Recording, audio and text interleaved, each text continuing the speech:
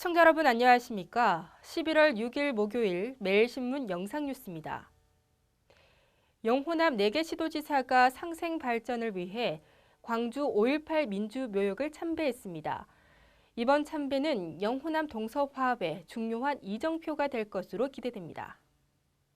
영호남 시도지사들은 어제 국립 5.18 민주묘지를 찾아 5월 영령들의 넋을 위로하고 영호남 지역감정 해소와 상생협력, 공동 발전을 위해 함께하자고 다짐했습니다.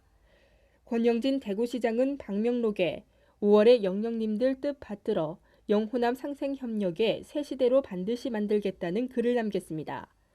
또 김관용 경북도지사도 5월 영령들이시여 고귀한 뜻 받들어 조국 발전에 새로운 희망을 봅니다라는 글을 썼습니다.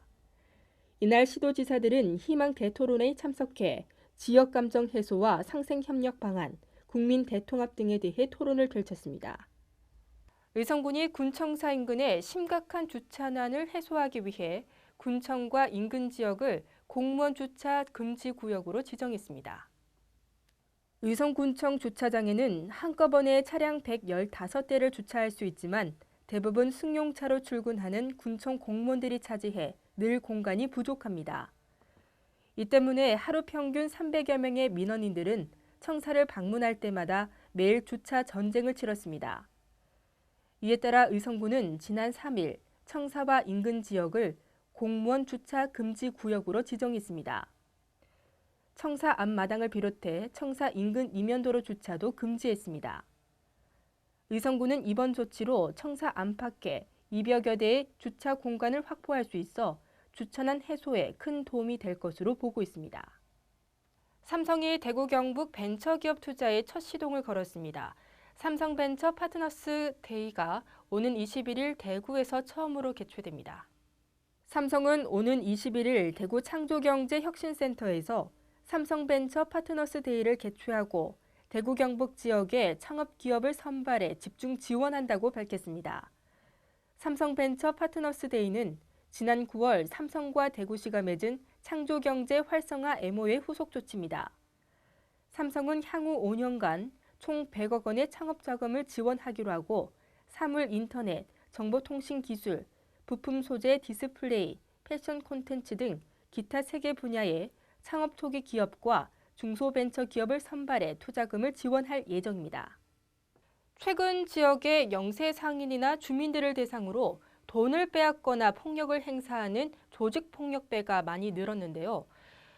이른바 이런 동네 조폭을 잡기 위해 경찰이 집중 단속을 벌였습니다. 대구 지역에서만 96명이 적발됐습니다.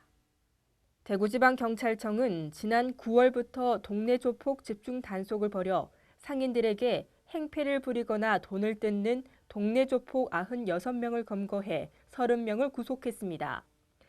지난해 일반 폭력 사범의 구속률이 0.68% 수준이었던 것과 비교하면 동네 조폭의 구속 비율 31.2%보다 월등히 높았습니다. 경찰은 단속 초기 보복이나 자신의 위법 행위가 드러나는 것을 우려해 신고를 꺼리던 상인들의 신고도 꾸준히 늘고 있다며 앞으로도 서민을 괴롭히는 동네 조폭을 집중 단속할 계획이라고 밝혔습니다. 376조 원 규모로 책정된 새해 예산안에 대한 국회 심의가 오늘부터 시작됩니다. 국회는 오늘 정홍원 국무총리를 비롯한 국무위원들이 출석한 가운데 예산결산특별위원회 첫 전체 회의를 열고 종합정책 질의를 벌입니다. 또 농림축산식품해양수산위원회와 환경노동위원회, 미래창조과학방송위원회 등에서 상임위별 예산안 심사가 동시에 시작됩니다. 개정된 국회법에 따라 이달 말까지 예산안 심의를 마치지 못하면 다음 달 12일 정부 원안이 본회의에 자동 부의됩니다. 이에 따라 새누리당은 올해 반드시 처리 시한 안에 예산을 처리한다는 방침인 반면 새정치민주연합은 시한 준수에 최선을 다하되 졸속 심사를 할 수 없다는 입장이어서 논의 과정에서 논란이 불가피할 것으로 예상됩니다.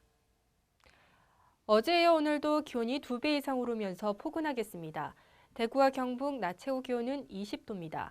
당분간 낮과 밤의 기온차가 10도 이상 벌어지겠으니 건강관리 잘 하셔야겠습니다. 이상으로 매일신문 뉴스를 마치겠습니다. 시청해주신 여러분 고맙습니다.